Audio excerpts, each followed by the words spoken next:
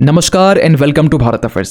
सो recently Australia की तरफ से ये अनाउंस किया गया है कि भारत से आने वाली हर एक गुड्स को 100% ड्यूटी फ्री किया जाएगा। और इसको लेकर भारत के जो कॉमर्स मिनिस्टर है पीयूष गोयल जी, इन्होंने भी यहाँ पर ये कहा है कि Australia to remove tariffs on 100% of Indian exports from January 1। आज से ही भारत से जाने वाले हर एक गुड्स के ऊपर में ऑस्ट्रेलिया में जो कस्टम ड्यूटी पर लगा करता था, अब ये कंप्लीटली इसे हटा दिया गया है। और ये सब कुछ किया जा रहा है economic cooperation and trade agreement के तहत जो भारत और ऑस्ट्रेलिया के बीच में 29 दिसंबर 2022 के टाइम में साइन किया गया था। वैसे हम लोग बात करेंगे डिटेल से, लेकिन आप देख पाएंगे इसके रिगार्डिंग दुनिया भर के आर्टिकल पब्लिश किए जा रहे हैं जहां ये लिखा जा रहा है कि all exports to get duty free access to Australia from January 1। और जब से भारत और ऑस्ट्रेलिया के बीच में ECTA साइन किया गया है, तब से लेकर अब तक भारत ऑस्ट्रेलिया के बीच जो ट्रेड होता है, बायलैटरल ट्रेड, ये $50 बिलियन तक पहुंच चुका है। आप समझ सकते हैं कि ये पहली बार ऐसा है कि 3 लाख करोड़ दोनों देश के बीच में बायलैटरल ट्रेड है। और ये सब डेवलपमेंट तब निकल के सामने आ रहे हैं जब लास्ट ईयर ही हमने यूके के साथ में फ्री ट्रेड एग्रीमेंट साइन किया, जिसमें 90% गुड्स के ऊपर में 0 ड्यूटी लगने वाला है। इसके बाद ओमान के साथ हमने साइन किया, उसमें भी कहा गया कि 99% एक्सपोर्ट्स के ऊपर में भारत जो ओमान में एक्सपोर्ट करेगा उसमें 99% गुड्स के ऊपर में 0 ड्यूटी लगने वाला है। और रिसेंटली इंडिया और न्यूजीलैंड के बीच में जो फ्री ट्रेड एग्रीमेंट साइन किया गया, उसमें भी 100% 0 ड्यूटी को लेकर यहाँ बात की गई। तो 2025 का जो साल रहा है ना, ये भारत के लिए एक बिजी ट्रेड ईयर था। ये अलग बात है कि भारत और यूएस के बीच में ट्रेड डील अब तक नहीं हो पाया है, जबकि यूएस की तरफ से भी काफी डेलीगेशन इंडिया है और इंडिया की तरफ से भी काफी बार जो डेलीगेशन है वो यूएस जाने के बाद भी अब तक कोई भी कंक्लूजन निकल नहीं पाया। और जैसा कि हमने पहले कहा है कि इसके पीछे गिने चुने कुछ रीजन है कि यूएस भारत की एग्रीकल्चर सेक्टर्स में और डेयरी सेक्टर्स में एंट्री करना चाहता है। यूएस चाहता है कि हम लोग रशिया से कच्चा तेल ना खरीदे। सो डिस्कस करते हैं इस टॉपिक को डिटेल से। सो रिसेंटली ऑस्ट्रेलिया की तरफ से अनाउंस किया गया है कि जनवरी 1 से इंडियन एक्सपोर्ट्स के ऊपर में जो टैरिफ थोड़ी बहुत जो लग रहे थे 1.7% के आसपास में, ये अब इसे कंप्लीटली एलिमिनेट करके अब इसे 0 कर दिया गया है। और ये सब कुछ किया गया है economic cooperation and trade agreement के तहत में। और इसी चीज को भारत के जो कॉमर्स एंड इंडस्ट्री मिनिस्टर है पीयूष गोयल जी, इन्होंने भी कहा है कि इंडिया ऑस्ट्रेलिया ट्रेड टाइज के लिए एक मेजर माइलस्टोन्स की तरह है। इसमें जो एक्सपोर्टर्स है इनके लिए एक विन विन सिचुएशन है। आप यहाँ पर भी देख पाएंगे पीयूष गोयल जी यहाँ पर एक लंबी चौड़ी यहाँ पर ट्वीट की है, जिसमें यह भी लिखा गया कि इंडिया ऑस्ट्रेलिया के बीच में जो ट्रेड एग्रीमेंट साइन किया गया था 2022 के टाइम में, इसके 3 साल अब पूरे हो चुके हैं। इन्होंने ये भी कहा कि इस 3 साल में इंडिया का जो एक्सपोर्ट है टू ऑस्ट्रेलिया ये 8% तक बढ़ा है। इतना ही नहीं, इन्होंने यहाँ पर यह भी कहा कि भारत के जो manufacturing, chemicals, textiles, plastic, pharmaceuticals, petroleum products and James and jewellery, इसके एक्सपोर्ट रिसेंटली बढ़े हैं। इवन कि ये भी कहा गया कि जो जेम्स एंड ज्वेलरी है, इस साल अप्रैल से लेकर नवंबर तक में 16% इसके जो एक्सपोर्ट्स हैं वो बढ़े हैं। इतना ही नहीं, यहाँ पर जो ऑर्गेनिक प्रोडक्ट्स हैं इसको लेकर भी इसी बीच में एक म्यूचुअल रिकग्निशन अरेंजमेंट भी साइन किया गया था। और आज से जब 3 साल पहले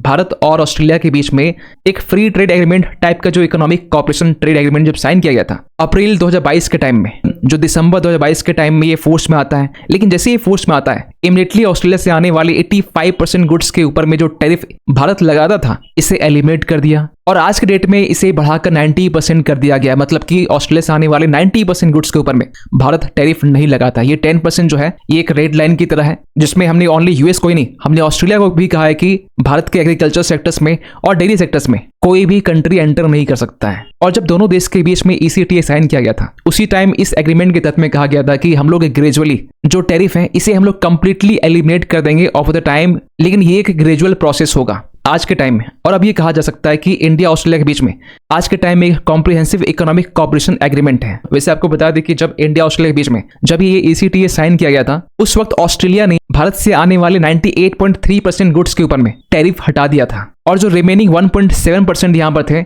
इसके ऊपर ही यहाँ पर ओनली टैरिफ लगा हुआ था। और जो आज के टाइम में मींस जनवरी 1 में ये जो 1.7% है इसे भी अब कंप्लीटली हटा दिया गया। मतलब कि 100% टैरिफ फ्री कर दिया गया है। सो यहाँ जो ECTA को यहाँ पर जो CECA बनाया गया है, means comprehensive economic cooperation agreement, इस कॉम्प्रिहेंसिव के मायने यहाँ पर यह है कि 100% टैरिफ लाइन्स को कवर किया गया है। कोई भी यहाँ पर सेक्टोरल एक्सेप्शंस नहीं है, कोई भी डिले शेड्यूल्स नहीं है। मींस हर एक इंडियन गुड्स के ऊपर में ऑस्ट्रेलिया 0 कस्टम ड्यूटी यहाँ पर लगाने वाला है। और इंडियन एक्सपोर्टर्स के लिए इसलिए भी बहुत बड़ी बात बन जाती है क्योंकि अब तक जो 1.7% जिसमें ऑस्ट्रेलिया टैरिफ इंपोज किया करता था, जिसे अब तो फिलहाल हटा दिया गया है। लेकिन इस 1.7% में जहां ऑस्ट्रेलिया खासकर इंजीनियरिंग गुड्स के ऊपर में, फार्मास्यूटिकल्स, केमिकल, प्लास्टिक, इनके ऊपर में ऑस्ट्रेलिया टैरिफ इंपोज किया करता था, ये बताकर कि क्वालिटी नॉर्म्स के इश्यूज है यहाँ पर। इवन कि इस 1.7% में कुछ जेम्स एंड ज्वेलरीज को भी कवर किया गया था। लेकिन अब यहाँ पे ये कहा जा रहा है कि ये जो रिमेनिंग गुड्स है इनको भी यहाँ पर ड्यूटी फ्री कर दिया गया है। और इस डेवलपमेंट के बाद में हम लोग चाइना को भी काउंटर कर सकते हैं, क्योंकि जो चाइना है आज के टाइम में, चाहे गैलियम हो, जर्मेनियम हो या फिर क्रिटिकल मिनरल्स हो, जहां चाइना डोमिनेट करता है,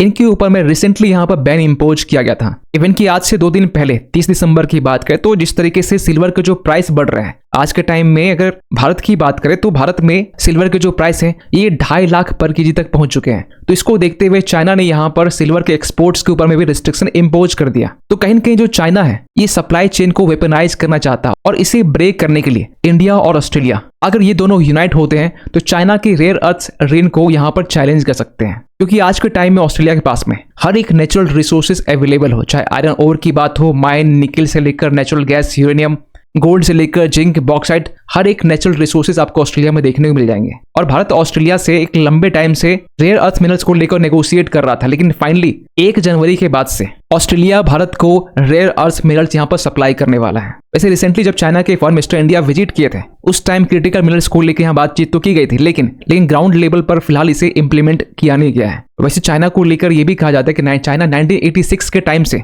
वर्ल्ड का लार्जेस्ट रेयर अर्थ प्रोड्यूसर रहा है, और कहीं न कहीं 6 डेकेड से चाइना रेयर अर्थ को लेकर डोमिनेट कर रहा है। फिर अगर आपके दिमाग में ये सवाल आता है कि भारत भी तो रेयर अर्थ रिजर्व्स के मामले में तीसरा स्थान रखता है, क्योंकि चाइना के बाद में, ब्राजील के बाद में जो तीसरा देश है वो भारत ही है, जो ग्लोबल रिजर्व्स का 6 से 7% भारत होल्ड करता है। लेकिन समस्या यहाँ पर एक ही है, प्रोडक्शंस को लेकर, क्योंकि जिस तरीके से वेनेजुएला के पास में वर्ल्ड का सबसे ज्यादा ऑयल रिजर्व्स है, लेकिन प्रोडक्शंस के मामले में काफी पीछे है। उसी तरीके से भारत के पास तो रेयर अर्थ रिजर्व्स है, लेकिन प्रोडक्शंस के मामले में भारत काफी पीछे है। वैसे बहुत ज्यादा पीछे नहीं है, 7वें पोजीशन पर है, जबकि ऑस्ट्रेलिया 4थे पोजीशन पर है। आप यहाँ पर देख पाएंगे जो रेयर अर्थ प्रोड्यूसर है, जिसमें चाइना आज के टाइम में डोमिनेट करता है, 70% माइनिंग करता है। इसके बाद में यूएस है, म्यांमार भी है 3रे पोजीशन पर, उसके बाद 4थे पर ऑस्ट्रेलिया है। वैसे यहाँ पर पूरी लिस्ट आप यहाँ पर देख सकते हैं। जो भारत है ये 0.74% के साथ में ये 7वें पोजीशन पर बना हुआ है। इवन कि रसिया, वियतनाम, ब्राजील ये भारत से नीचे है प्रोड्यूसर्स के मामले में। और 2024 के टाइम में इंडिया ने 2900 टन रेयर अर्थ को प्रोड्यूस किया था, जबकि अगर चाइना से कंपेयर करें तो चाइना यहाँ पर 2,70,000 टन रेयर अर्थ को प्रोड्यूस किया था। इवन कि सेकंड पे यहाँ पर यूएस था 45,000 टन, म्यांमार 31,000, और इसके बाद में ऑस्ट्रेलिया का नंबर आता है। और अगर भारत आज के टाइम में रेयर अर्थ को प्रोड्यूस नहीं कर पाता है तो इसके पीछे काफी स्ट्रक्चरल बॉटलनेक्स है। फॉर एग्जांपल की कॉम्प्लेक्स माइनिंग रेगुलेशंस हैं, प्रोसेसिंग कैपेसिटी काफी लिमिटेड है, वैल्यू चेन इंटीग्रेशन को लेकर समस्या है, और सबसे इंपॉर्टेंट प्रोसेसिंग को लेकर, क्योंकि रेयर अर्थ के जो प्रोसेसिंग है इसमें काफी खर्च आते हैं। तो भारत के लिए सस्ता यहाँ पर यह होता है कि भारत प्रोसेसिंग के बजाय रेयर अर्थ को इंपोर्ट ही कर लेता है। खैर अब यहाँ पर सबसे बड़ा सवाल निकल के आ रहा है कि इंडिया ऑस्ट्रेलिया फ्री ट्रेड को लेकर ऑस्ट्रेलिया को यहाँ पर क्या फायदा होने वाला है। देखिए आज के टाइम में जो भारत है ये वर्ल्ड का सबसे बड़ा मार्केट है, सभी देश भारत के मार्केट को एक्सेस करना चाहते हैं और ऑस्ट्रेलिया भी चाहता है। और क्योंकि आज से कुछ टाइम पहले चाइना ने ऑस्ट्रेलिया के एक्सपोर्ट्स के ऊपर में रिस्ट्रिक्शंस इंपोज कर दिया था, ये हम लोग बात करें 2020 के टाइम में, जब ऑस्ट्रेलिया ने खासकर कोविड-19 को लेकर ये स्टेटमेंट दे दिया कि कोविड-19 की ओरिजिन को लेकर एक इंडिपेंडेंट इंक्वायरी होनी चाहिए। इसके बाद चाइना ऑस्ट्रेलिया के कोल इंपोर्ट्स के ऊपर में बैन इंपोज करता है, और ये ऑस्ट्रेलिया के लिए सबसे बड़ा झटका था, क्योंकि ऑस्ट्रेलिया सबसे ज्यादा जो कोल है ये चाइना को ही इंपोर्ट करता है। इवन कि चाइना ऑस्ट्रेलिया के बीच में 2015 के टाइम में एक China Australia free trade agreement भी साइन किया गया था, और उसके बाद से आप ग्राफ देख सकते हैं कि 2018 से लेकर 19 तक में जो ऑस्ट्रेलिया है, ऑस्ट्रेलिया का सबसे बिगेस्ट जो ट्रेडिंग पार्टनर रहा है वो चाइना रहा है। करीब 250 ऑस्ट्रेलियन बिलियन डॉलर के आसपास में चाइना ऑस्ट्रेलिया के बीच में ट्रेड होता है, और इसमें ऑस्ट्रेलिया सरप्लस में रहता है। इवन कि रिसेंटली चाइना की तरफ से ऑस्ट्रेलिया की बीफ इंपोर्ट्स के ऊपर में 55% टैरिफ इंपोज कर दिया गया, जिसको लेकर यह कहा जा रहा है कि इससे ऑस्ट्रेलिया को $1 बिलियन नुकसान हो सकता है। सो ऑस्ट्रेलिया के ऊपर में ये सब रिस्ट्रिक्शन लगने के बाद में ऑब्वियस सी बात है ऑस्ट्रेलिया एक नया मार्केट ढूंढेगा, और ये जो नया मार्केट है वो अब भारत बन रहा है। और ये सब डेवलपमेंट तब सामने निकल के आ रहे हैं जब इंडिया और यूएस के बीच ट्रेड डील को लेकर एक लंबे टाइम से टॉक्स चल रही है। इस बीच में हमने यूके के साथ में फ्री ट्रेड एग्रीमेंट साइन कर लिया,